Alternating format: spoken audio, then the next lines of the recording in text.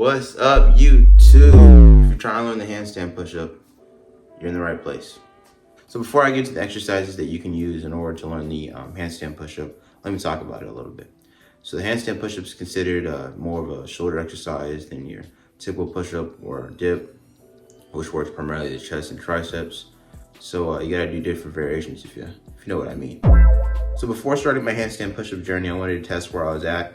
And you may be thinking, but Aranzi, you can already do a few repetitions. No, I'm not any good at the exercise until you can do, I would say, about 5 to 10 clean repetitions consistently in the handstand push-up. You haven't mastered it yet. So, but these exercises that I'll be talking about will help you master the exercise. So before learning the handstand push-up, there are a few prerequisites that you have to meet. So first is you got to be able to do a decent amount of push-ups. So I'd say about like 40 plus push-ups. You got to be proficient at your Pike Pushups, and as well as one of the biggest prerequisites, if you didn't notice, is you're going to be upside down. So it's important to be able to do a handstand.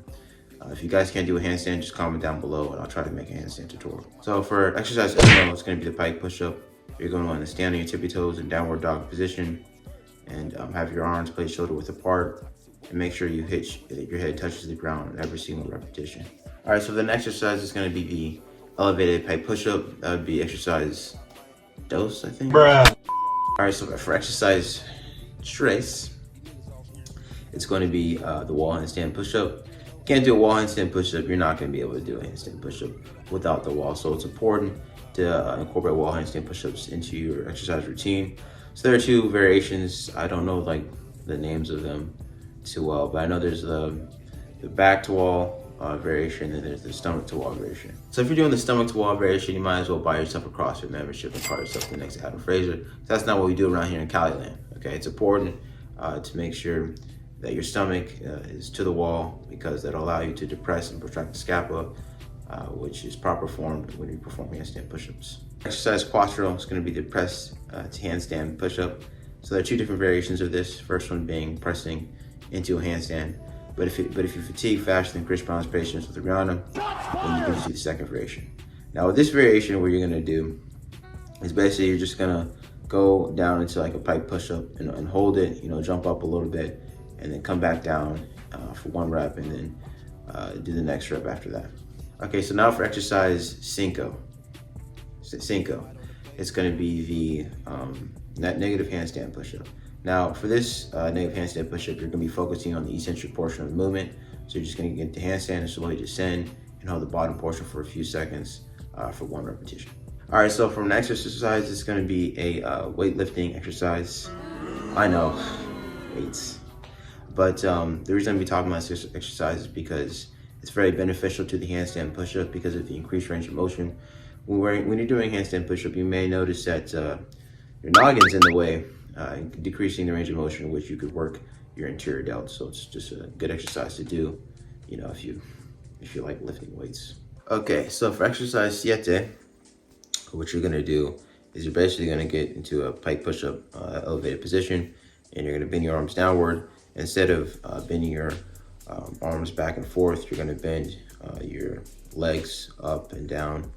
This will help build strength in the erector spinae, as well as your shoulders.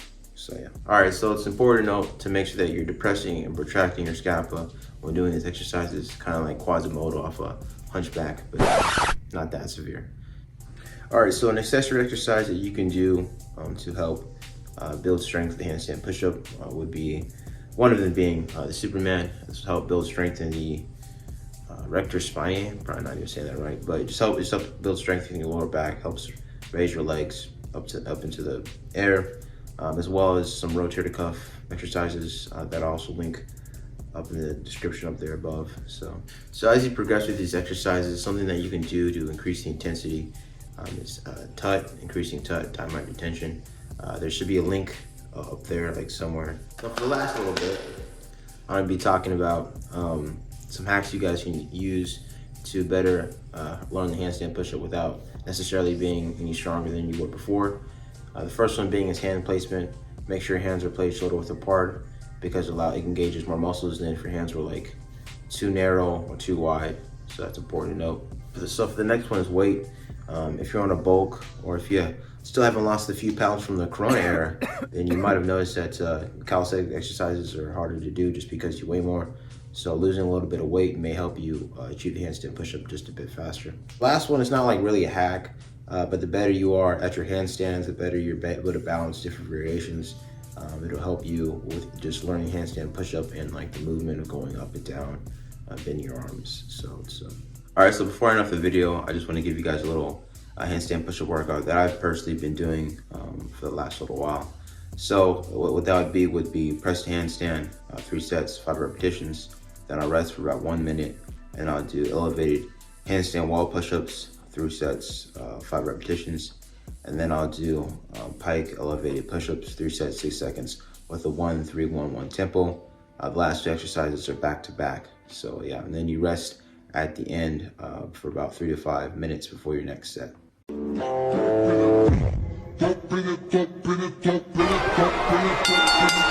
here we go, a sea of bodies.